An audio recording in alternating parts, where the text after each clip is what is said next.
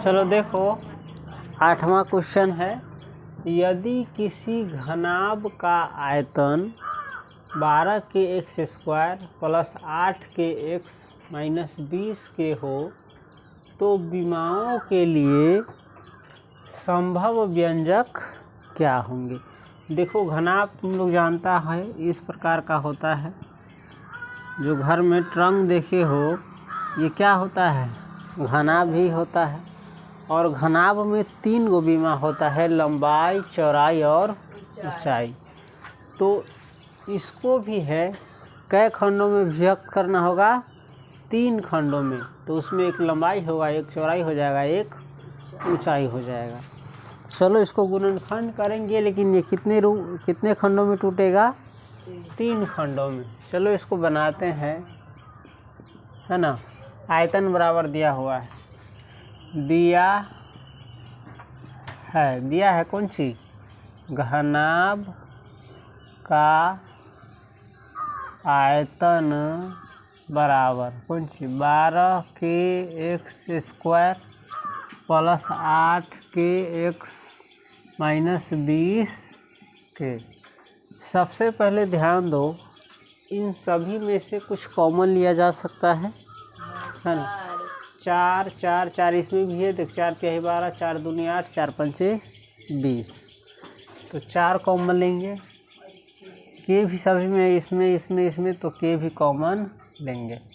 तो इसमें बच जाएगा, देखो 4 तिहाई 12 के तो कॉमन लिए हैं एक्स स्क्वायर, प्लस 4 दूनी 8 के कॉमन ले लिए हैं, एक्स बचेगा, माइनस 4 पंचे 20 के तो कॉमन ले लिए। अभी ये कितने खंडों में बटा है, 2 खंडों में, एक है 4 के और एक है ये।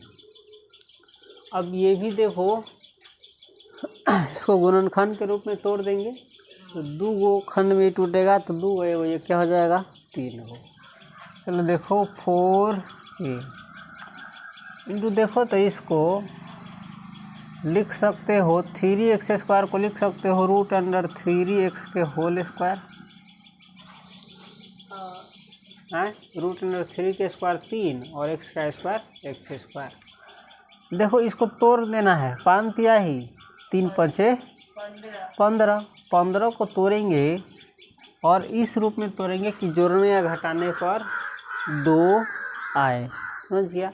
तो 15 को लिख सकते हो,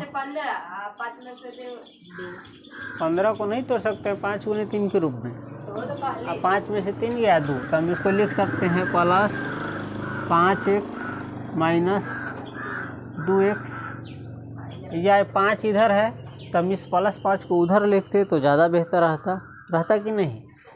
तो हम इसको लिख सकते हैं, 2 नहीं 3 था, माइनस 3x प्लस 5x लिख सकते हैं, 5 में से 3 गया 2, प्लस वाला है बड़का में से घटाए हैं, माइनस 5 को आजा ये क्या हो गया, 5 तिहाई 15, 5 में से 3 गया 2, तो √5 को भी लिखना पड़ेगा कौन सी के स्क्वायर जाएगा। हम ओहो मिस्टेक कर दिए, हम a प्लस बी के होल स्क्वायर वाला पर जा रहे हैं, उस पर नहीं जाना है। ओहो ऐसा क्यों होता है जानते हैं, खैर चलो उसका उपाय एक ही है। 3x स्क्वायर को 3x स्क्वायर रन देंगे, 3 पचे 15, 15 को हम लिख सकते हैं 5 गुने 3 है, या 3 गुने 5 इसको लिख सकते हैं।